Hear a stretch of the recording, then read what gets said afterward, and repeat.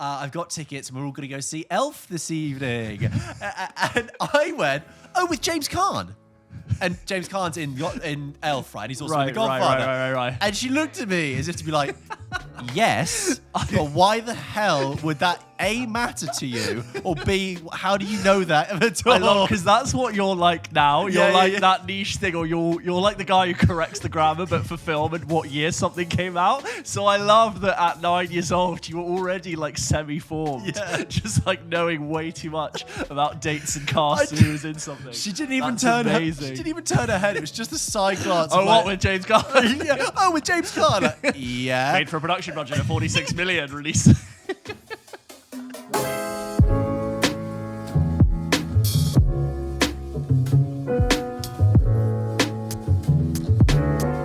So I was working on a shoot yesterday. Yeah. And the subject of the shoot was shooting these action figures, right? I can't say what it is because I told them I couldn't say what it was, but in case you could guess, they were like mainstream IP cinema action figures, sure I like could very deduce what that might be. high-grossing Sure. action figures. And before we went into it, we had a couple of meetings about planning it, and the guys that were working on it, all very lovely, and they were like, it's kind of hard for us because we don't really know much about these IP. We haven't really watched or seen them, and I was like, it's all right, I've got you. I will know all of this. And they're like, oh, that's good.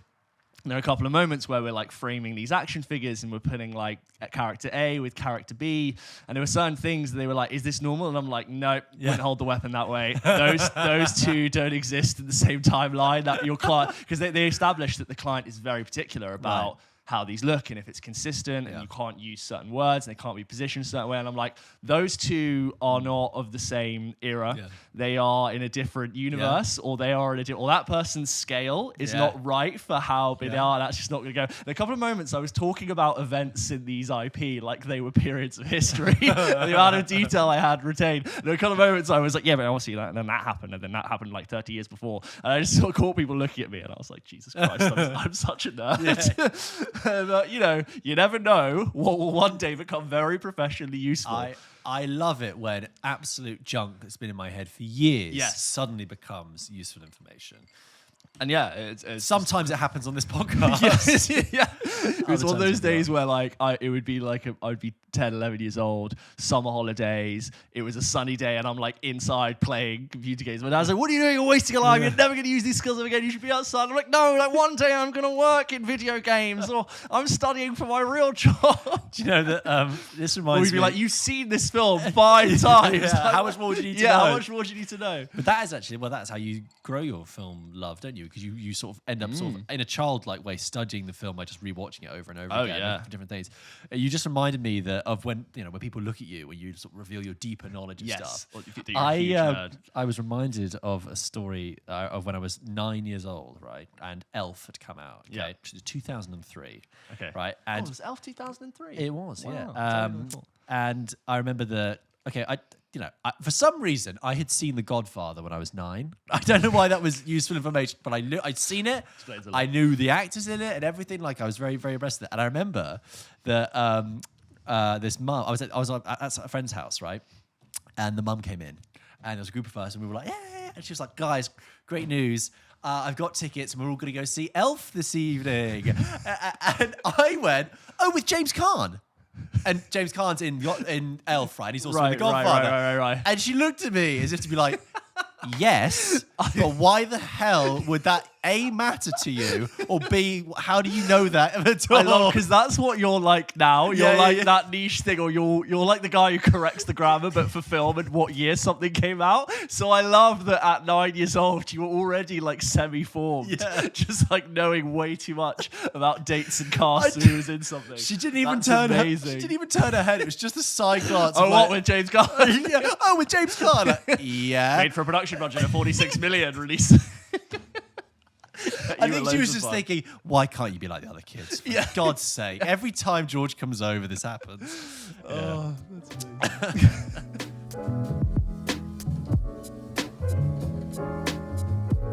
So, George, let's go through some correspondence. Thank you, as always, for sending us your thoughts, your little mini reviews, your opinions, your verdicts. If you want to send an email to the show, you can do so by emailing hello@pulpkitchenpodcast. And just as always, we get a lot, and we do try and read it all, and we do try and include it all, but we are a little bit pressed for time. So if we haven't included it, doesn't mean we haven't read it, doesn't mean we don't love it. And it might be in the next week. Might be the next week, or we might be taking what you've suggested to us and formulating it into an episode idea.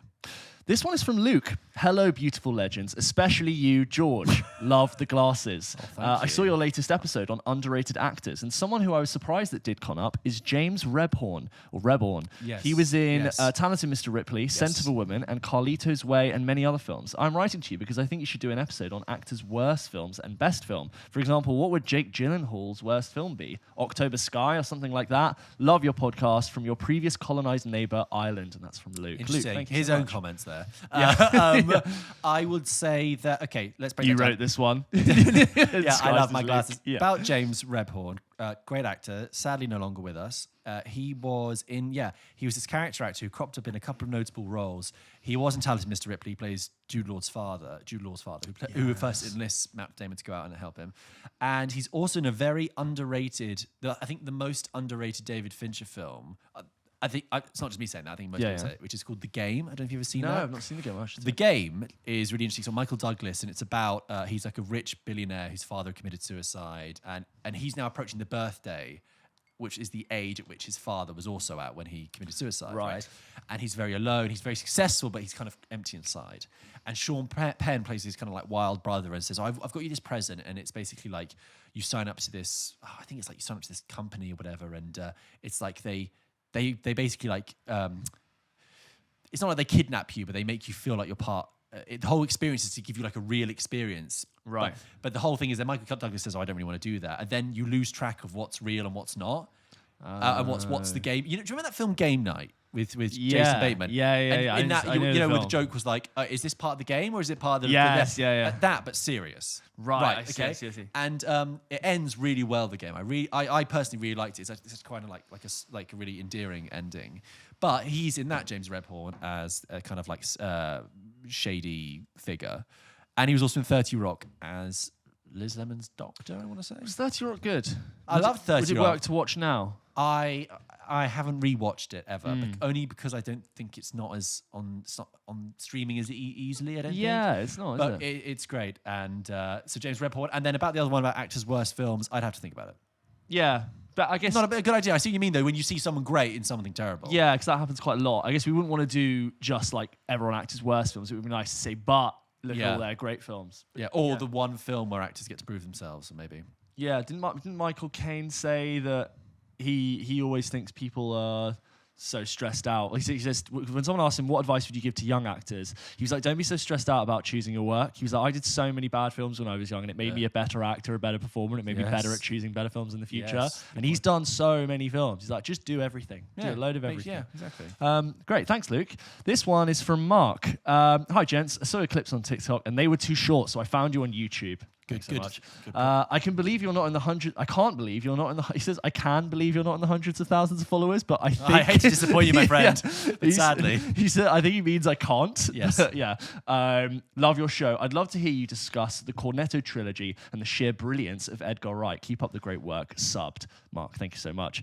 We did it. We released a video, I want to say about a month ago, which was called "The Genius of Edgar Wright."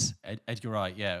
Why are you saying? I said that twice now. Why are you saying Edgar Wright? I don't it's know. Edgar. I'm so sorry. Yeah, it was Edgar Hoover. It was a while back. It was early this year. It was a thing about Edgar Wright. We had a discussion about how I've rewatched Hot Fuzz, and I had seen Spaced, and neither of us had seen Last Night in Soho. But Mark, if you want, that video exists there. We talk a lot about the success thoughts of that. Yeah.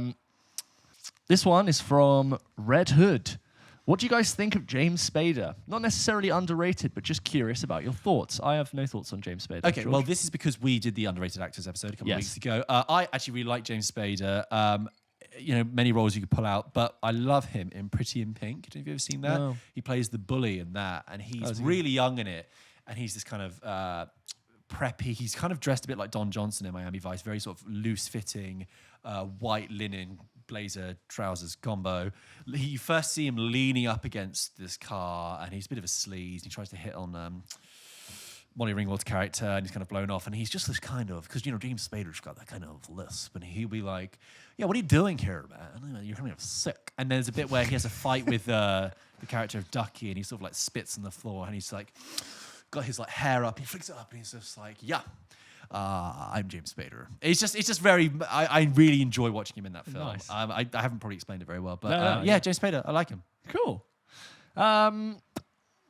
Just a quick one from Jack, who says, I 100% agree with the Chronicle take. I almost said it myself, actually. The way they twist the found footage genre with the floating camera. That's something we didn't mention about that moment where he's testing his powers out. So wait, and this is when we... This is when we talked about underrated films. Right, and somebody wrote in and said Chronicle. We were like, yeah, Chronicle. Yeah. But I think we did criticize it for being at the end of the found footage era and sort really of forcing stretching it through. yeah. But there is a cool shot where Dane DeHaan is like starting to play with his powers, and he actually like lifts up the camera that he's filming on and starts turning it. But yeah. Was it fair. called Chronicle because it was chronicled on video?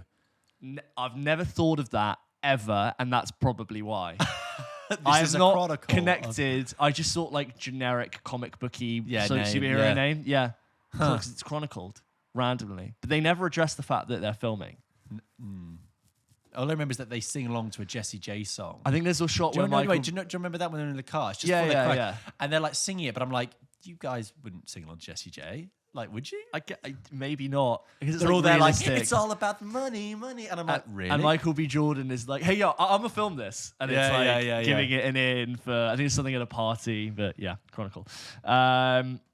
This is from Zach, who says, I agree with the Matt Damon comment. This is again from underrated actors. Yes. I think actors can be well known, but still underrated in their acting ability, which was your point. Adam Sandler was great in Uncut Gems, for example. I think Nicolas Cage fits into the I think Nicolas Cage fits into the well-known, but underrated talent category too, or at least he did for a while. I think Nicolas Cage is his own entity. Yeah, he's his own thing. Sometimes it's good, sometimes it's less good. He's dedicated. Cage. If you ever want to get into his mind, well, watch the GQ video, which is like Nicolas Cage breaks down his most iconic roles, and you will understand how much commitment he actually goes through. Have you ever seen Moonstruck? Moonstruck is such a weird film, right? Yeah, so all of his films. So it's the film where Cher won an Oscar. It's a Italian-American set rom-com in the Little Italy in New York, right? And she's getting married to an older guy who's like he runs a pizzeria, I think, or they're getting married, and she says you need to make up with your brother, okay? And he doesn't want to, so she tries because they get married. So he wants a nice family together. Yeah. So she goes to visit the brother who's younger, who's Nicolas Cage. And he works in the bakery, and he's really pissed off because he lost his hand in an unfortunate baking accident, and he now has a wooden hand. I'm not kidding you. Nicolas Cage plays a baker with a wooden hand, and when Cher's like, "Why can't you make up with your brother?" He's like, "Johnny didn't lose his hand. I lost my hand. I lost my bride." And it's like, whoa, Nicolas Cage has arrived. What film is this? And Cher's performance is really basically her just trying to like hold Nicolas Cage in place. But when you watch this video that Nicolas Cage did with the GQ, he's like, I was trying to get kind of like German expressionist. And he was like referring to German expressionist films in the 20s, and when they were all very sort of stilted and cast with like the long shadows. And he was like, that's what I was doing there.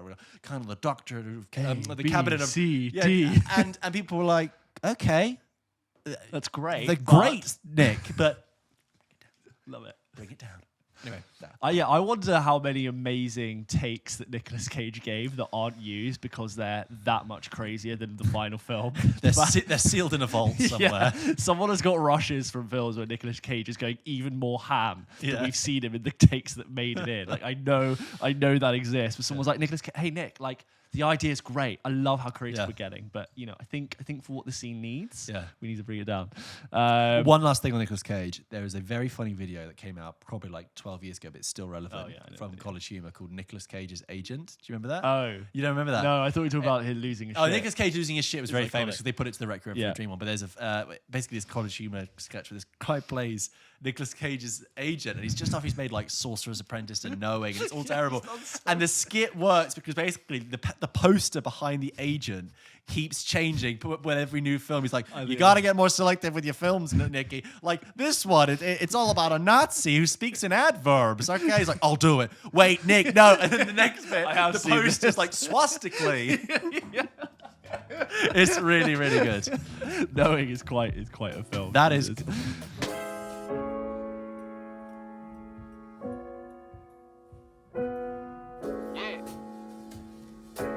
So, this week, I want to talk about standout scenes, right? We've talked in previous episodes about great movie endings, okay? But when we were talking about underrated actors, do you remember I talked about Brian Tyree Henry, and I said about that scene in If Beale Street Could Talk, where it all comes down to that moment where he has that performance. And If Beale Street Could Talk is one of those films when I think about it, it's like lots of stuff happens, and then it kind of grounds itself in that one scene in the middle, and then continues. And it got me thinking about what are films that you could just, for whatever their quality, good films, bad films, but you can extract a scene out of it as like a perfect block and go, that I can just watch from beginning to end. I just love that. It's got, you feel like you're watching great writing. It's almost like a great scene almost has its origins in like theater, but you're like, I'm watching something play out in a little microfilm. I'm watching like a micro moment. So you and I have gone away and thought about our standout scenes. We've got a couple. This will feature spoilers because although they're not endings, they will be pivotal moments within the plot. So do be forewarned. There are a couple I couldn't include because they are actually technically endings. So we'll have to save that for a second ending chat.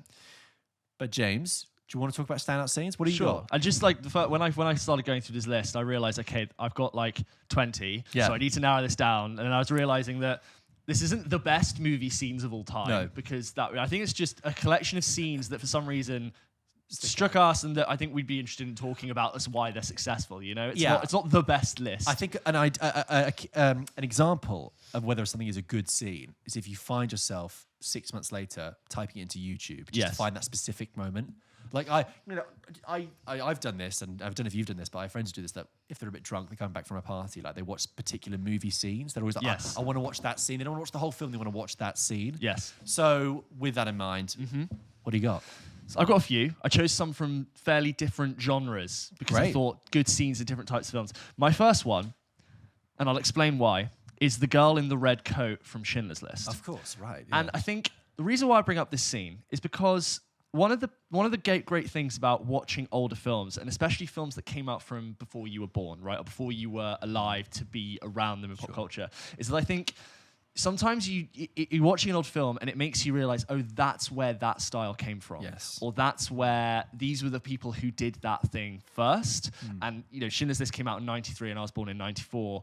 And it was a black and white film when it didn't need to be black and white. But it had this very distinct choice to have this one moment, which is like Oscar Schindler's turning point, where he realizes what's going on. And it's a very famous scene, but I'm sure you know, where Oscar Schindler is up on the hill and he's looking over Krakow as Germans sweep in or essentially surrounding people. And he's on horseback, right? And he's on horseback, and he's basically on this hill and has a bird's eye view of it. And the whole film has been in black and white at this point. And it's the liquidization of the Jewish ghetto in Krakow. That scene. Yes, thank you. Apologies, I don't have that. And he's isolated on this one girl emerging from her hiding place, and she's wearing a red coat, and it is the only part of the film that's in color. And it immediately sticks out to you, and it's this kind of idea, and it follows her basically going through the city, avoiding the Germans at like the split second away from being taken away to her death, and she eventually finds her own little hiding point. And that's the moment of no return, really, where Oscar Schindler realizes what's happened and he can't hide away from it, and he must go on to do what he does in the rest of the film. But you realize that how many people have not only like taken that idea but copied it. Maybe even like parodied it to the point where it's like this overused thing, and now it's probably I think it's reduced to like film students doing this, or even in photography. But you look at that and you go, that is such an effective original way to communicate how a character is thinking and feeling with a scene, and that's why I think it's so effective, and it burns itself into the back of your eyes. I think that's a really interesting example of Spielberg. Schindler's List was such an interesting point in Spielberg's career where you had basically a pop director. Yes. Grounding himself in something, blockbuster director grounding himself in something very, very serious. And that scene is incredibly effective. But in a way, if you think about that style objectively, that's almost quite advertorial. Yes. That could be the language of an advert. Awful, but it sounds like a cologne ad. Exactly. Oh, we're going to have it all set in black and white, but one distinct color. That is the language of advertising. Now, I don't think that when I watch that scene. Coca-Cola can, right? I don't think that when I watch that scene, because it's incredibly effective. But it's interesting to see he's applying his skills honed in a completely different mode of filmmaking, a completely different genre and tone to this. I really like that scene.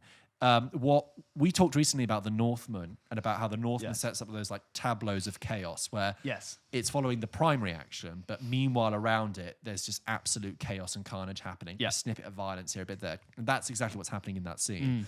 The girl is wandering it's almost slightly directionless, but she's not engaging with her environment around. She's almost staying too innocent. young to properly understand the danger she's in, but kind of a little bit. Yeah. And it's that frailty and that vulnerability. And there's awful things happening all around us. Your eye is trying to stay on her the whole time, and it's almost like compelling you in a good way because you're not then taking in the outside stuff. But when you look away, there's all these other horrible things happening. Incredibly effective. It's like that thing about how, you can hear about numbers of people who are affected by Yeah. something, but it only takes like one personal story for you to now care, right? Yeah.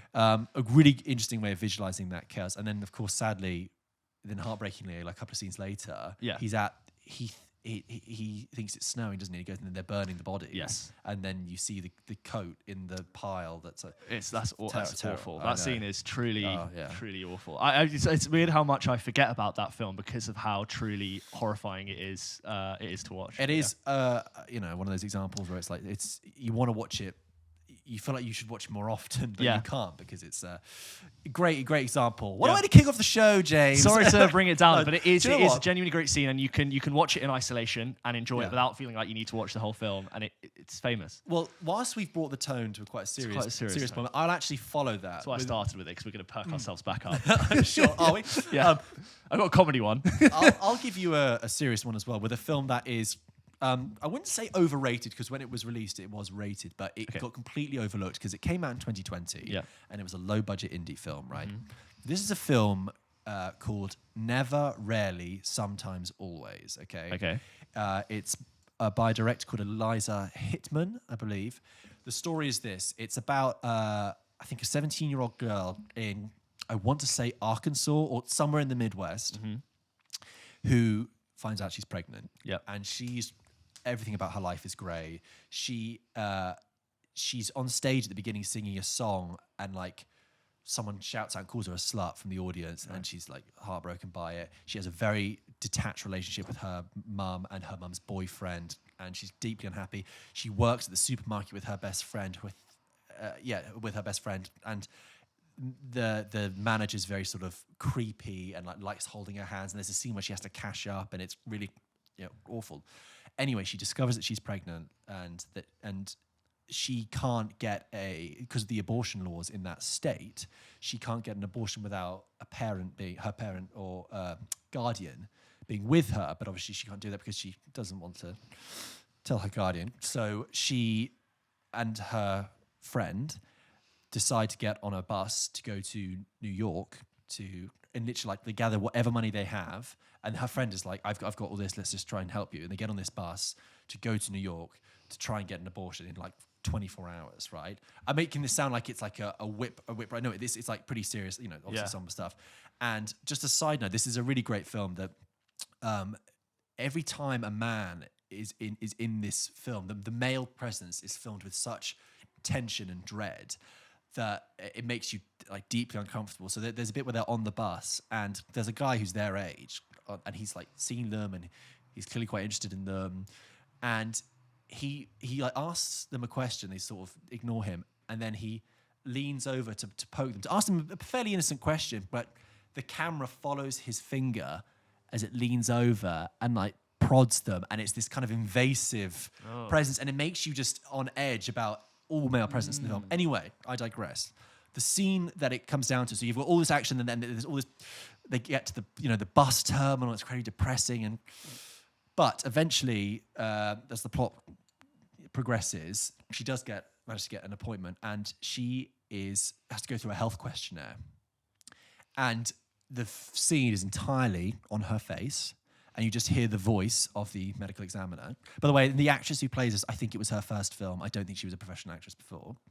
And the medical examiner reads out these questions, the answers of which are never, rarely, sometimes, or always. So how often would you say you do this? Yes, and classic. In the space of 20 questions, she asks the main character this questionnaire.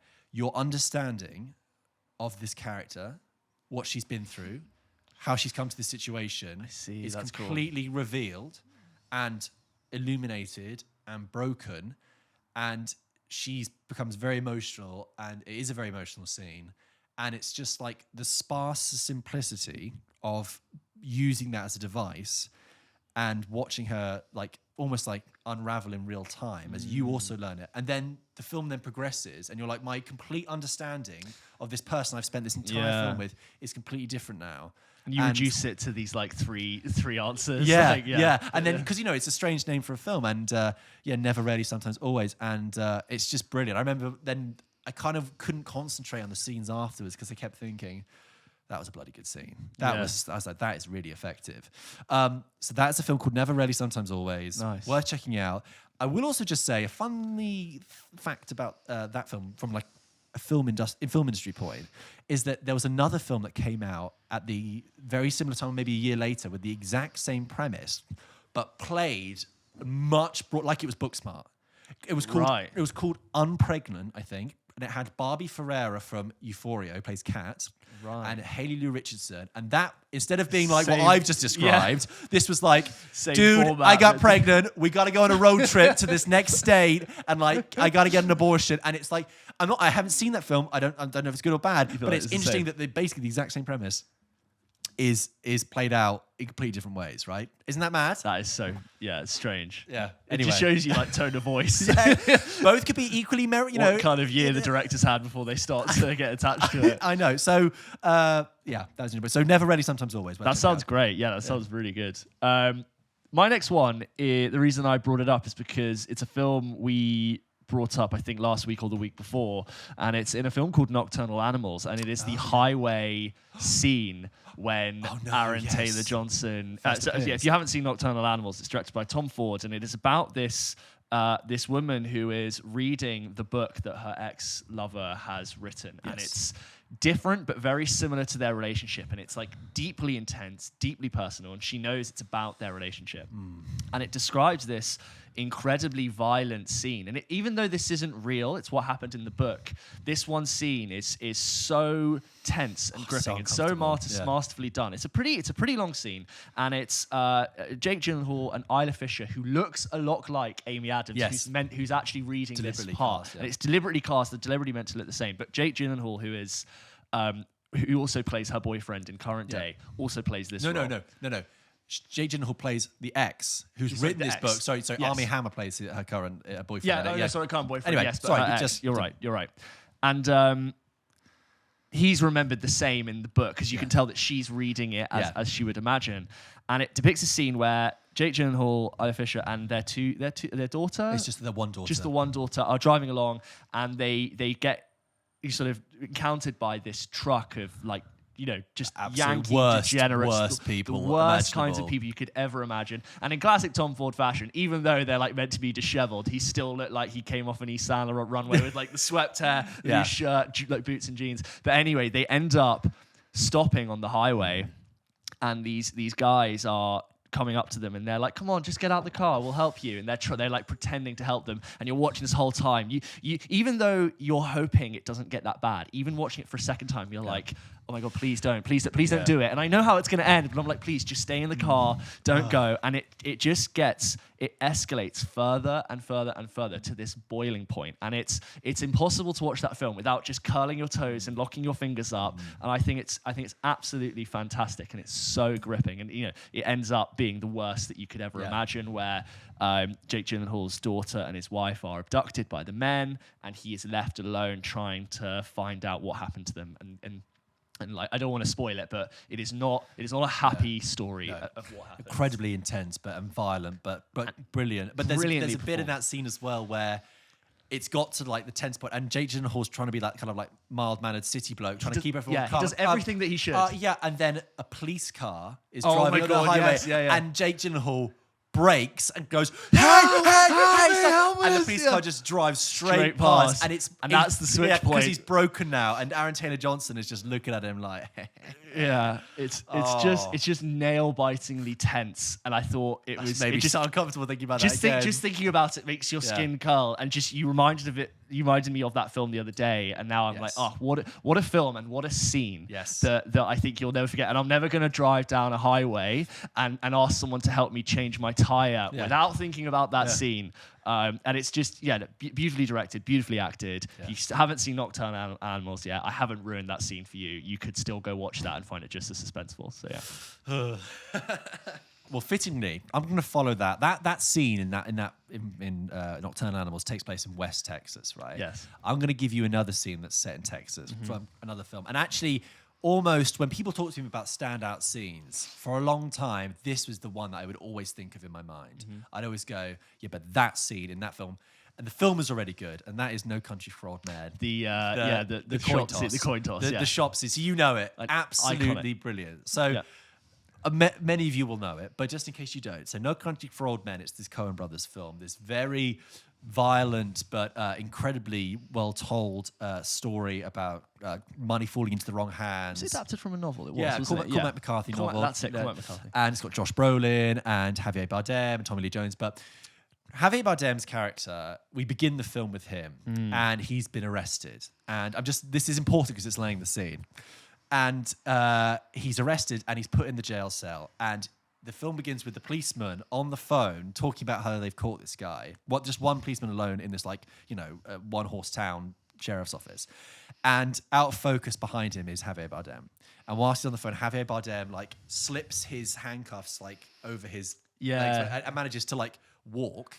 And he's walking behind the policeman, and literally just as the policeman hangs up, he wraps the cuffs around the policeman's neck and really violent, horribly violently kills him. And then once he's escaped, Javier Bardem, who's playing this with a complete, monotone, like awkward charm, awkward, that's how I describe it. Charming intensity, and he goes through that film like the Terminator, just steaming through till he gets his target. And then he also, you see him kill an innocent driver on the highway, right? So this is within the first 5 minutes of the film, and you're already feeling really uncomfortable. So this guy has a capability for violence at any moment, and he's ruthless and he's cold. Then the film goes off with Josh Brolin, and then it comes back to Javier Bardem in this scene that begins with a shot of this petrol station. This gas station, right? And it's like the tumbleweed outside, the tumbleweed, and it's middle of nowhere. Yeah, middle of nowhere. And Javier Bardem's character comes in, just says, he puts the sweets. He's got some M&Ms or something. Puts it down. And the clerk who's writing in the bit of paper says, "Oh, that'll be 69 cents."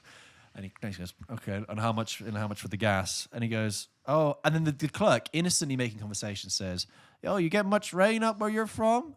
And Javier Bardem looks at him, and you just know that was the wrong thing to say, because Javier Bardem is immediately thinking, "You watching me? Yeah, you're paying too much attention to me." Yeah, you've had a conversation enough to remember features in my face. That's how he thinks. Yeah, and he's like, "What way would that be?" He's like, "I saw you were from Kansas." He's like, "What business is it of yours where I'm from?" Friendo. And he's completely deadpan. And the guy goes, "Is he eating sweets?" Yeah, he's already eating the sweets slowly. And the clerk's like, "Oh, I didn't mean nothing by it. I was just making conversation." "You didn't mean nothing by it." No. And then he already knows he's had too much of a conversation where if it's something happened, so now Javier Bardem is looking at him really intently, and the clerk's like, I bet to see about closing now. He's like, "What time do you close?" I close about, because he knows he's lying. He's enjoying the fact that he's scaring this guy. Yeah. I close about now. Now is not a time. What time do you close?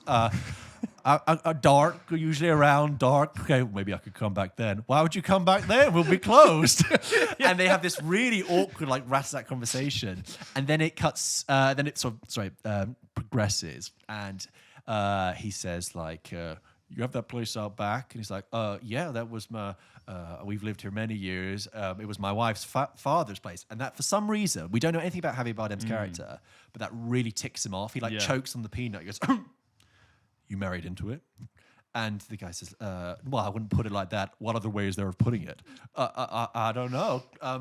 And he says, "You married into it, didn't you?" And then it's clearly this Javier Bardem underneath, even though he's got that calm exterior, he's getting increasingly irate. And then the conversation builds to a point where he flips a coin, puts it down, and goes, "What's the most you've ever lost on a coin toss?"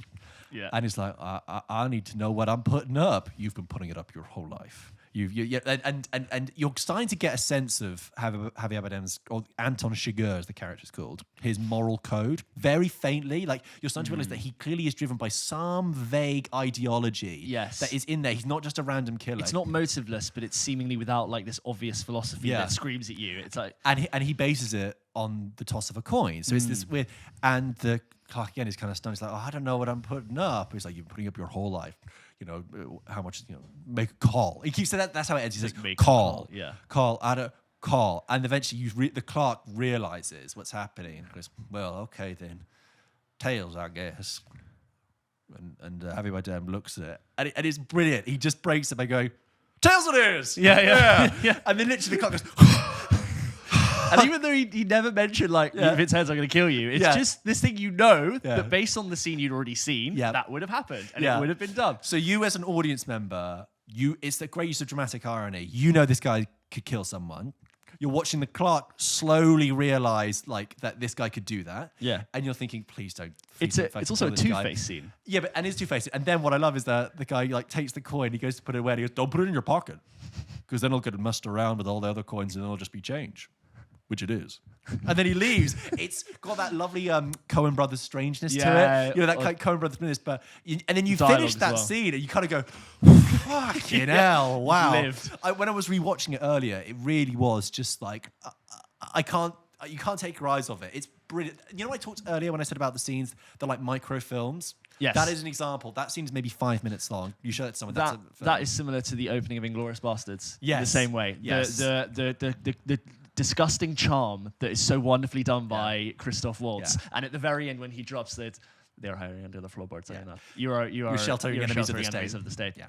They've been under the floorboards the whole time. And for the fact that he does this whole pretense with the pipe and the cleaning and the unwinding of the Dreyfuses. And so I don't think we said ages ago is that you could watch Christoph. I think it was a quote Jamie Foxx said is that he realized how good Christoph Waltz was at acting when he just watched him like open a pen. And it's like, all this guy's done is get a book out and write, but you could watch him do anything. But yeah, it's similar to that. Inglourious Basterds isn't in my list this week, but because I actually almost think Inglourious Basterds, every single scene is a extractable scene in a bit like the way that Pulp Fiction is. Actually, I watched that and go, that's a great scene. That's a great scene. Inglourious Basterds has the exact same thing. Similar. The bit I love this. I've watched that so many times in the bar in the basement with Fassbender. Yes, yeah. With the Dreiglaser. Yeah, it's fantastic. So good.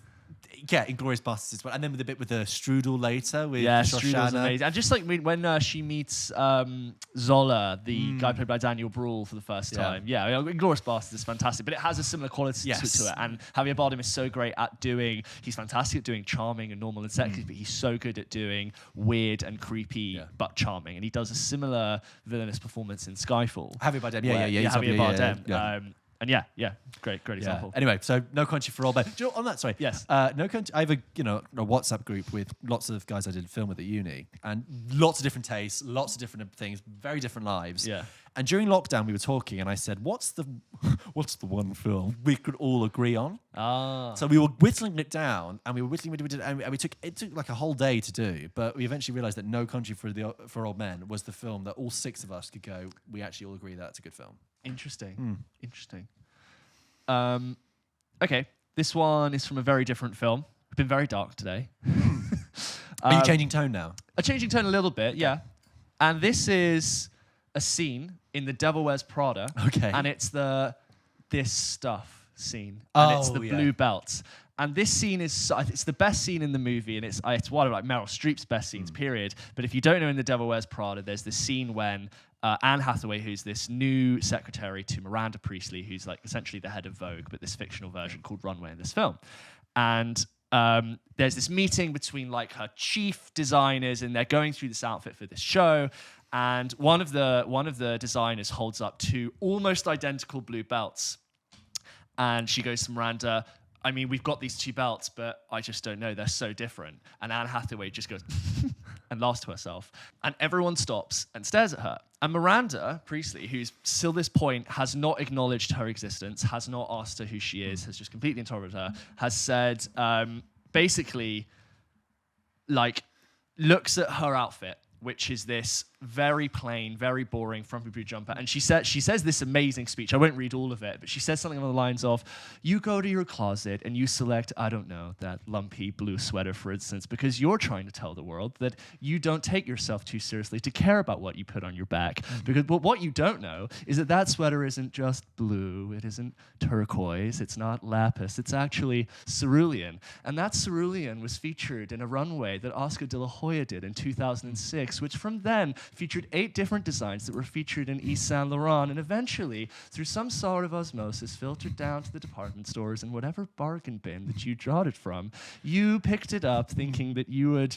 And then she goes on about how this thing that you think is not designed, actually, and she says, actually, this thing that you think is just a blue sweater represented hundreds of millions of dollars and countless jobs, and the very people who you think is just blue, that choice was made for you 10 years ago by people in this room. Yeah. And this scene is effective for 2 reasons. One, it has a very interesting statement about fashion, but it introduces the stakes of fashion. For people who aren't interested in fashion, can go to this movie and be like, oh, the decisions that are made here are really good. You've already established Miranda Priestley as a horrible person who's rude to the people she works with, but it establishes her as credible and that she knows what she's talking about, and that's why I think it's so effective. And it has the statement that even if you're someone who doesn't choose to engage in fashion, the decision to not engage in fashion is inherently engaging in fashion anyway, because you showing that you don't care about fashion is a statement in itself. And there's actually no way to not make a statement by what you wear, because you are going to put something on yourself. And it has so many broader things to say. Stanley Tucci's in the scene, just eyebrow acting, and and he's good enough in everything. And I just think it's this fantastic moment where she then goes on, she realizes she should take care of what she looks like. But brilliantly delivered by Meryl Streep. I didn't do it justice at all. No. But it's this fantastic monologue, and I just think it's this scene where everything stands still. Miranda Priestley is talking, and it's fantastic. You know, it's funny you mentioned that scene. I love that, and I always remember that. I think it was Mark Kermode who... Oh, sorry, because we were talking about Spielberg earlier with Schindler's List. Yeah. I think it was Mark Kermode who talked about Saving Private Ryan, you know, the shaky... And, you know, when Saving Private Ryan, where he's so traumatized, his ear goes... You just hear the white noise and you can't hear any of the action. Yes. So you're looking at scenes of massive noise, massive explosions, and you can't hear any of it. All you get is the ringing in your ear, that like tinnitus sound, right?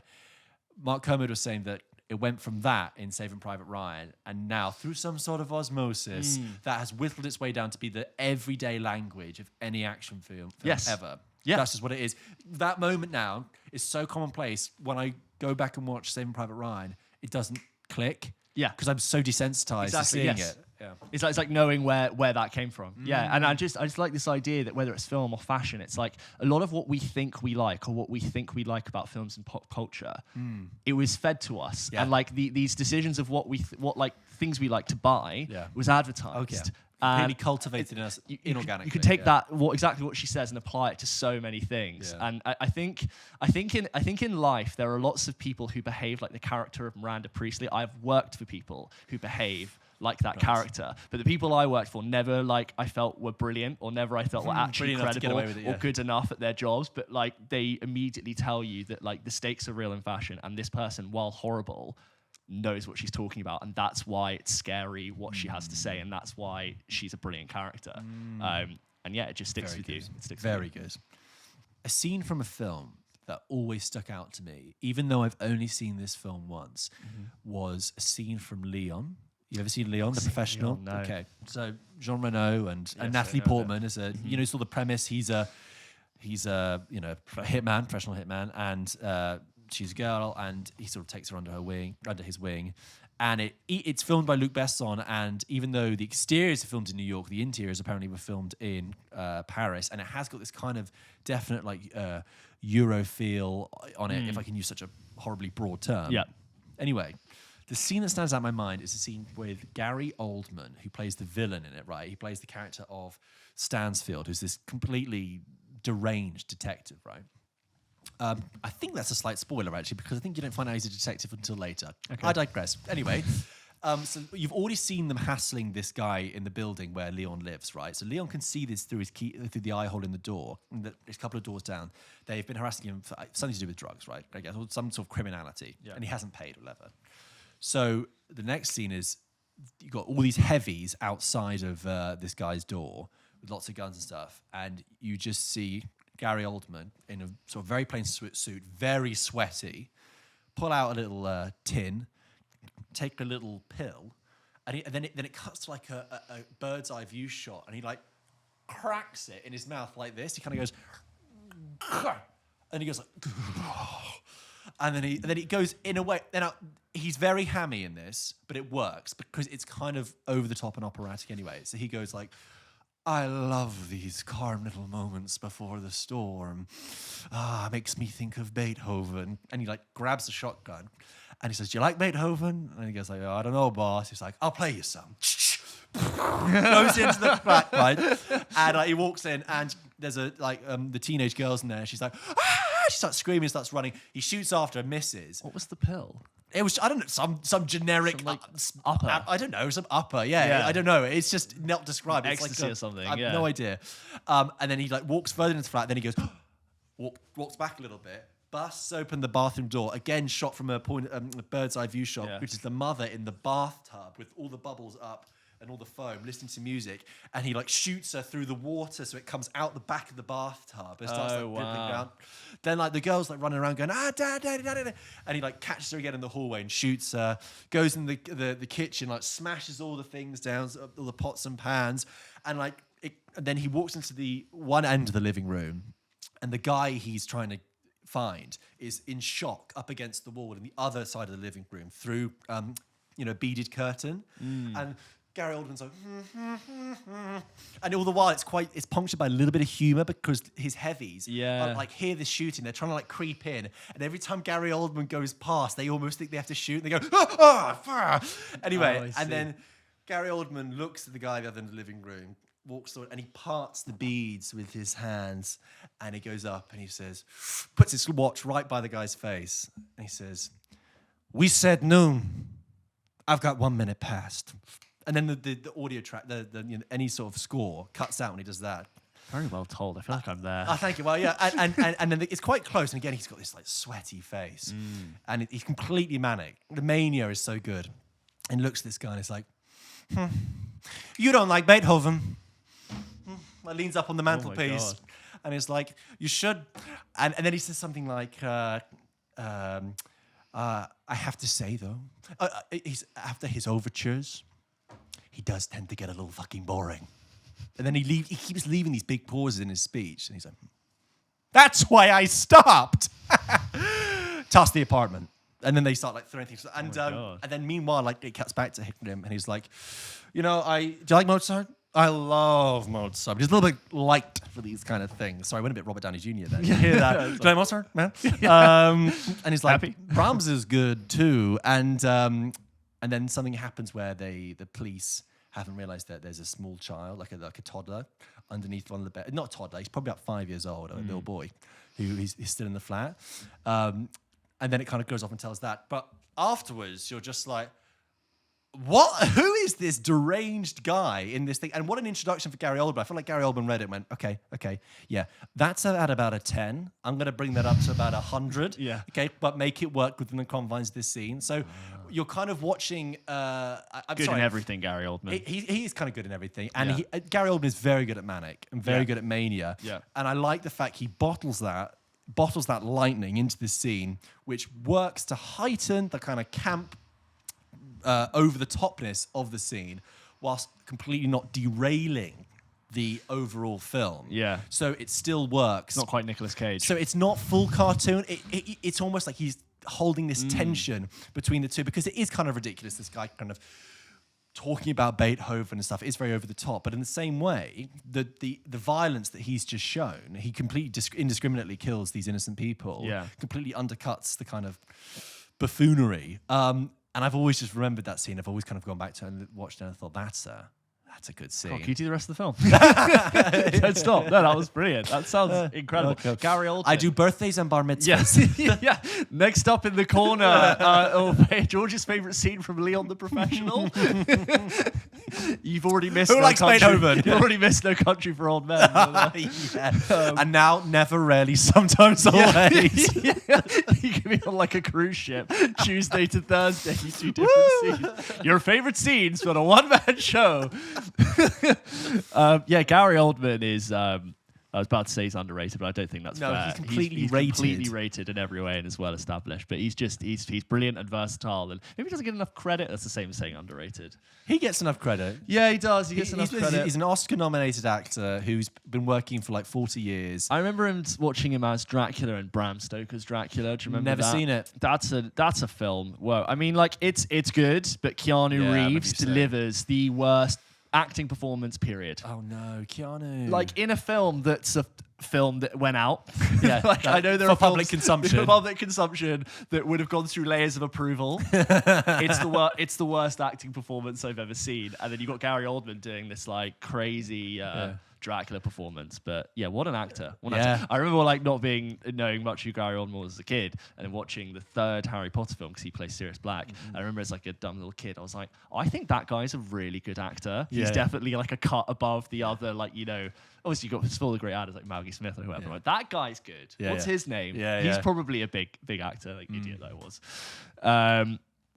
Before I do my last one, I just want to give a quick shout out to scenes that you and I have mentioned on this podcast before that we're not going to go into, but because we've already mentioned them. And I will say the end of the Truman Show, the scene which we've discussed. Yes, that's an ending though. It's an ending. Talk about that. Oh no! I have to talk about the scene from the Truman Show now. I have to talk about it. What do you mean? I cannot believe I have not talked about one of my favourite scenes in a different Truman Show scene. A different Truman Show. Truman Show is one of my favourite films. Okay, before you do, shall I just rack off this list because I believe you? Of course. Because we talked about the end of the Truman Show where it hits the ship. Fantastic. Social Network. I think there's two scenes in that we talked about, which is the lawyer's deposition. You're part of my Ted, and then the Mark. Yeah, the laptop Lawyer smashing. Up, asshole. Yep. And also the rowing scene. I like that when it comes to you know what, basically that's like an Inglourious Basterds. But you take every scene is good. Interstellar final scene we talked about. Jaws, the fishing rod clicking. We talked about. Good. Please go look at our other stuff if you want to hear us talk about this. Inglourious Basterds opening scene we actually talked about way early back. I Am Your Father from Star Wars. Just the whole way that shot, just fantastic. And then that car scene in Hereditary we had mentioned. Oh god! Which it's a scene that. If you've seen it, you know what I mean. If you've seen it, you know what we mean. But these are films that we talked about before. But I just want to give them a shout out because those are amazing scenes that you can go check out. But the Truman Show, you just exploded with enthusiasm. I know. I just did Leon. Do you mind if I just jump in? Let's go for it. Okay. I haven't gone back and rewatched this in prep to think, but I think I know it off by heart anyway. You weren't doing the lines to yourself like you did Leon, going around your flat like the shotgun. No, I wasn't. Rehearsed. No. So one of my favourite scenes, I can't believe I've got this, in the Truman Show, is when Truman starts to realise what's happening. Yes. Right?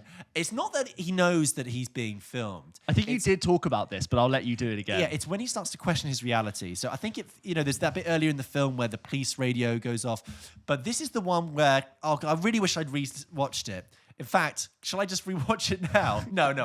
It's takes too long. Anyway, he starts to suspect, and it's the one where he like goes to work. That's it. Okay, I've got it.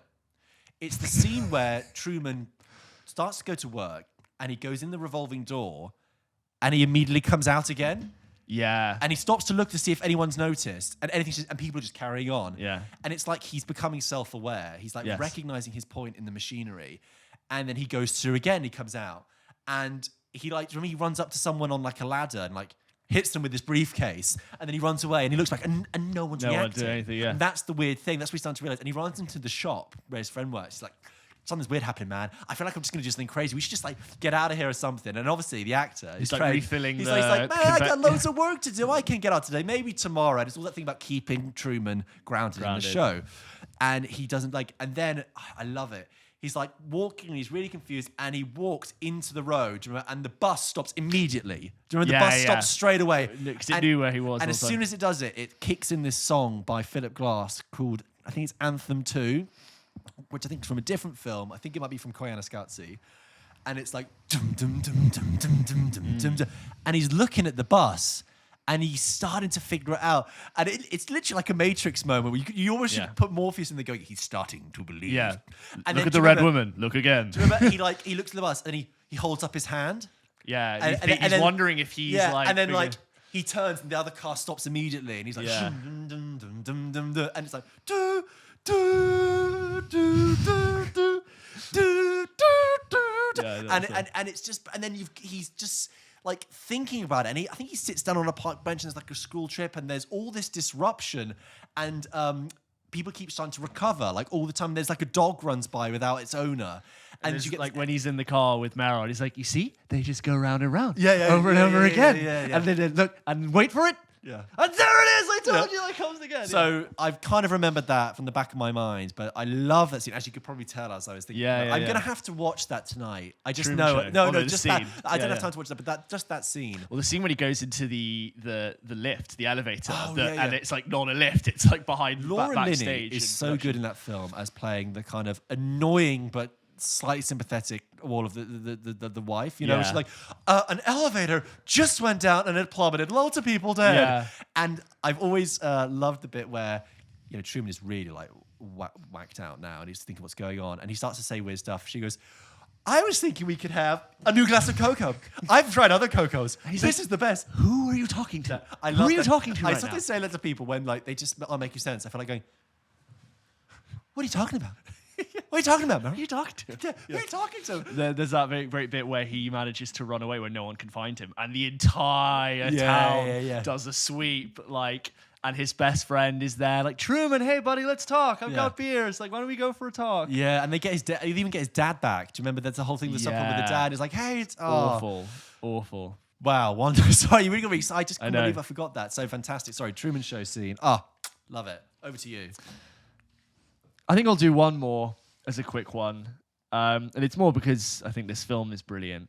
But this scene in particular, which is just the end of When Harry Met Sally.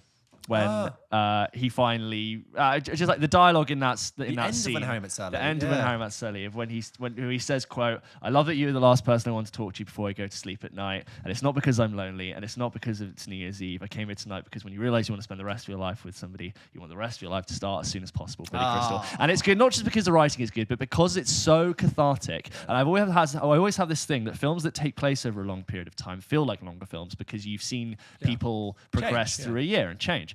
And you really get the sense that you've been with these characters for so long. I don't know how that film gets away with de-aging Billy Crystal and Meg Ryan to the extent that maybe Meg Ryan more than Billy Crystal, but it weirdly works in the beginning when they're like coming out of college. I think it is they pull his hairline forward. Yeah. And they put so much makeup on. I wouldn't be surprised they put like staples to like plaster. stretch his skin back. Yeah. Because he does Because look you really look at him young. at the end of the film and you're like, oh, that's Billy Crystal around that time, and you're going, wow. But the fact is that these characters are so well thought out, they're so well written, and that moment where, especially towards like the latter half of the film, where you can tell that they're both questioning the decisions that they've made, and it's such a grown-up romance tale. I love that Even film. though it starts with them being a teenage, it always felt grown up and proper, and like you were listening to two adults talk about something. Well, like they keep, you know, during that film, remember they keep cutting to the real couples. Yes. Oh, brilliant. Yeah, Yeah. the testimony is like, And then we met finishing each other. other's sentences. I love that. I love it when couples speak like that. I always say like you two are talking like the opening scenes of When Harry Met Sally, when they no you tell it. Okay. Well, we went to the bakery. The bakery.